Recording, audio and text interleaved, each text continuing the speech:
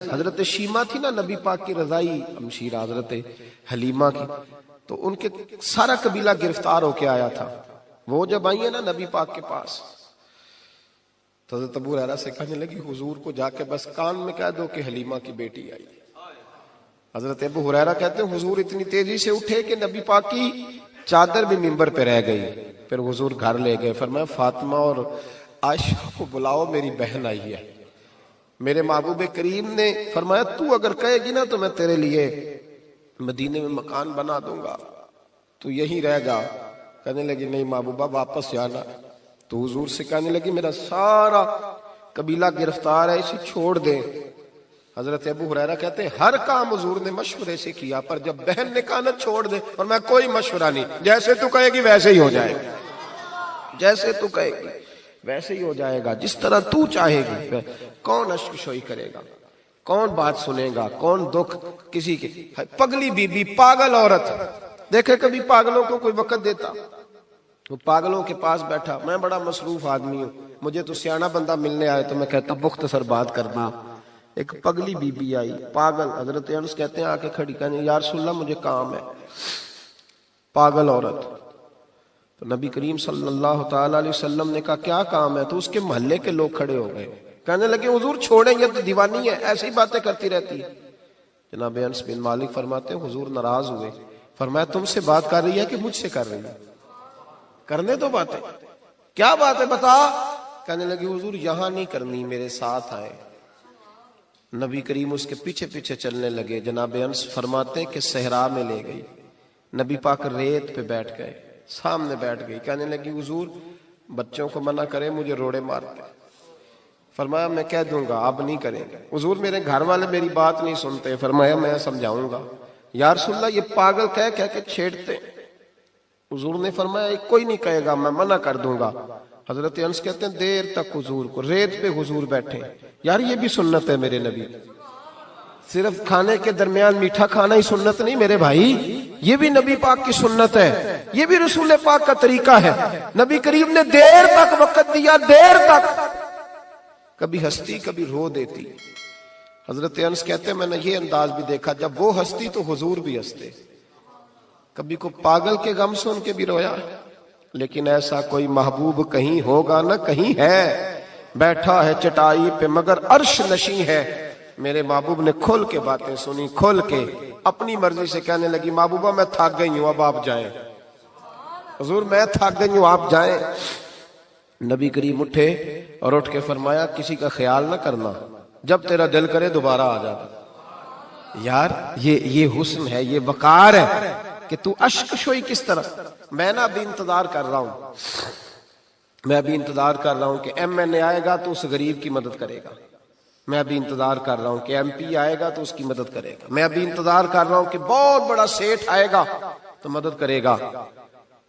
جب محلے کا اور گاؤں کا چودھری کسی غریب پہ ظلم کر رہا ہوتا ہے تو میں اپنے بچے کو کہہ رہا ہوتا تو نہ اس لڑائی میں جانا، ہمیں کیا لگے. تو کون پھر اس کا ہاتھ؟ ظلم پھر ختم کیسے ہوگا؟ پھر کیا طریقہ ہے ظلم ختم کرنے کا؟ جب کوئی ظالم کو ظالم کہنے کوئی تیار نہ ہو. وہ زمانہ جب نبی کریم صلی اللہ تعالی وسلم مکہ شریف میں اعلان نبوت فرمایا تھا تو سارا مکہ مخالف ہو گیا، سارا مکہ. ایک وقت عروج کا ہوتا ہے، ایک وقت ایسا ہوتا ہے جب غربت ہوتی ہے، ابتدا ہوتی ہے. اسلام پر غربت کا زمانہ. قبیلہ بنو آراش کا ایک شخص مکے آیا. وہ کہتا ہے میں چھوٹا سا تاجر تھا. میری باتوں کی سمجھ تو آ رہی ہے نا آپ حضرات کو؟ جو نہیں بول رہے انہیں بھی آ رہی ہے. اللہ تعالیٰ آپ کو جزا دے. بس ایک دو بات اور عرض کرنی ہے آپ حضرات. حضرت طارق بن عبداللہ رضی اللہ تعالیٰ عنہ اس کے راوی ہیں، فرماتے ہیں وہ بنو آراش کا رہنے والا شخص آیا.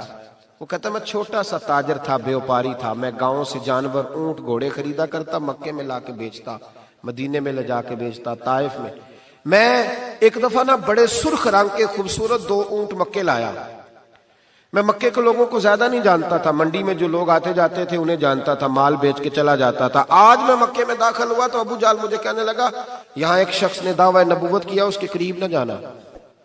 میں نے کہا ٹھیک ہے نہیں جاؤں گا. میں نے اونٹ دکھائے تو ابو جال کو پسند آ گئے، سودا ہو گیا، اونٹ خرید لیے.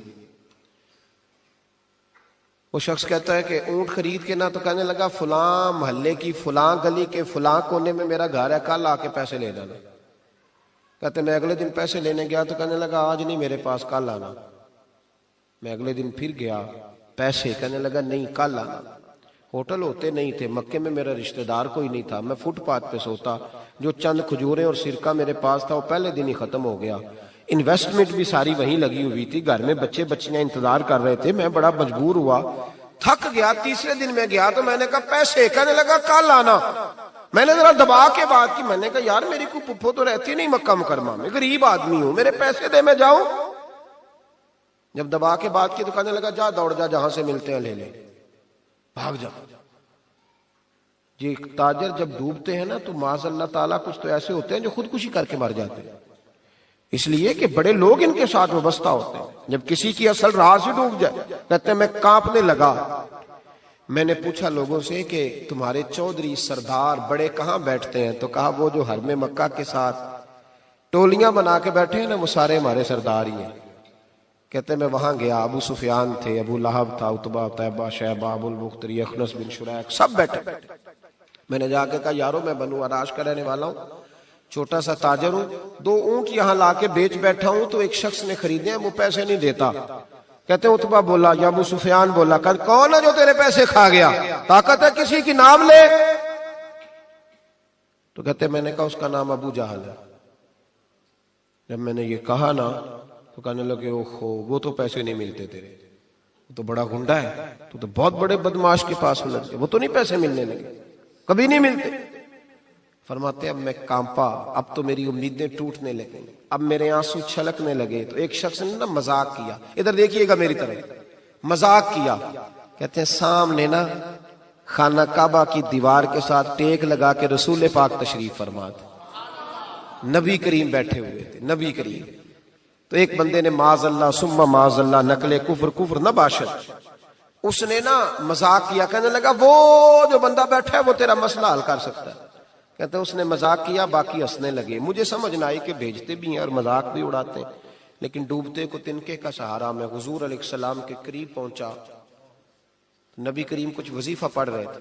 یہ غریب آدمی نا بیچارہ وزیر سے بھی ڈرتا ہے تو پیر سے بھی ڈرتا ہے کہ کہیں طبیعت پہ کوئی چیز گرا نہ گزر جائے۔ تو کہتا ہے میں ڈرتے ڈرتے نا پیچھے بیٹھ گیا کہ فارغ ہوں گے تو میں بات کروں گا۔ فرماتے میں ابھی پیچھے بیٹھا ہی تھا، پورا بیٹھا بھی نہیں تھا کہ میرے رسول پاک نے میری طرف توجہ فرمائی، رخ میری طرف پھیرا، 2 جملے نبی پاک نے کہے تو مجھے یوں لگا جیسے پردیس میں مجھے ماں مل گئی ہو۔ 2 جملے، پہلا فقرہ حضور نے فرمایا پردیسی لگتے ہو، اور دوسرا فقرہ فرمایا پریشان لگتے ہو۔ فرماتے ہیں بات چھم چھم میرے آنسو گرے، چھم چھم۔ اور بھائی کوئی اپنا ملے تو رونے کا مزہ آتا ہے نا، کوئی دکھ پوچھے تو پھر بندہ آنسو گرائے نا، ہر ایک کو تو دکھ سنائے بھی نہیں جاتے۔ وہ شاعر اردو کا ہے، آپ کی سمجھ میں آ گیا تو بڑا اچھا ہے۔ اس نے کہا تھا کہ ہجوم غم میں بھی توہین ضبط غم نہ ہوئی، ہم اس احتیاط سے روئے کہ آنکھ نم نہ ہوئی۔ ہجوم غم میں بھی توہین ضبط غم نہ ہوئی، ہم اس احتیاط سے روئے کہ آنکھ نم نہ ہوئی۔ ہم روئے بھی ہیں پر ہم نے کوشش کی ہے کہ کوئی ہمارے آنسو نہ دیکھے، چھپ چھپا کے روئے۔ فرمانے لگے نبی رحمت صلی اللہ علیہ وسلم نے فرمایا پردیسی اور پریشان لگتے ہو۔ کہتے میں جب رویا نا تو کریم رسول نے کام بھی نہیں پوچھا، یہ بھی نہیں پوچھا مسئلہ کیا، مجھے تبکی دی۔ فرمایا چپ کر، روتا کیوں ہے؟ جیسے تو کہے گا ویسے ہی ہو جائے گا۔ کیا کہا بریلی کے امام نے؟ فرمانے لگے غم زدوں کو رضا مجدہ دیجئے کہ، جاؤ اعلان کر دو، غم زدوں کو رضا مجدہ دیجئے کہ ہے بے کسوں کا سہارا ہمارا۔ نبی کریم نے فرمایا فکر نہ کر، جیسے تو کہے گا ہو جائے۔ کہتے حضور پہلے مجھے گھر لائے، سرکہ کھلایا، کھجوریں دی، دودھ پلایا، میں 2-3 دنوں کا بھوکا تھا، میں نے راج کے کھایا۔ کہتے ہیں جب میں سیر ہو گیا نا میری تسلی ہو گئی۔ اب حضور نے فرمایا بتا تیرا مسئلہ کیا ہے؟ سارا علاقہ کسی اور طرف ہے، شہر کسی اور طرف ہے، پر میرے نبی حق کے ساتھ ہے۔ حالات نہیں ہے اس وقت کے حق کے ساتھ کھڑا ہوا جائے، پر حضور حق کے ساتھ ہے۔ میرے نبی کریم سید عالم صلی اللہ تعالی علیہ وآلہ وسلم نے فرمایا، کریم رسول فرمانے لگے کیا مسئلہ ہے؟ ابو جال پیسے نہیں دیتا۔ فرمایا اس نے کیوں نہیں دینے، دے گا پیسے، کیوں نہیں دینے پیسے؟ دیکھ کچھ لوگ نا کچھ لوگ شرافت کو بزدلی سمجھتے ہیں. وہ ایک درویش تھا تو کسی نے سخت بات کر دی تو کہنے لگا میرے ساتھ سخت بات نہ کر, اٹ سٹ تے پکھڑا کوار گندل اسی اور بھی بوٹیاں جاننے ہیں. اٹ سٹ تے پکھڑا کوار گندل تے اسی. اور اس کا ترجمہ اقبال نے بھی کیا. اقبال کہنے لگے ہو ہلکا یارا تو بریشم کی طرح نرم, پر رزم حق و باطل ہو تو فولاد ہے مومن. رزم حق و باطل ہو تو اشداء علی الکفار رحماء بینہم, کافر پہ سخت اور آپس میں رحم دل. یہ اصول ہے مومن کا. نبی کریم نے فرمایا کیوں نہیں پیسے دینے, دے گا. ان الذین قالوا ربنا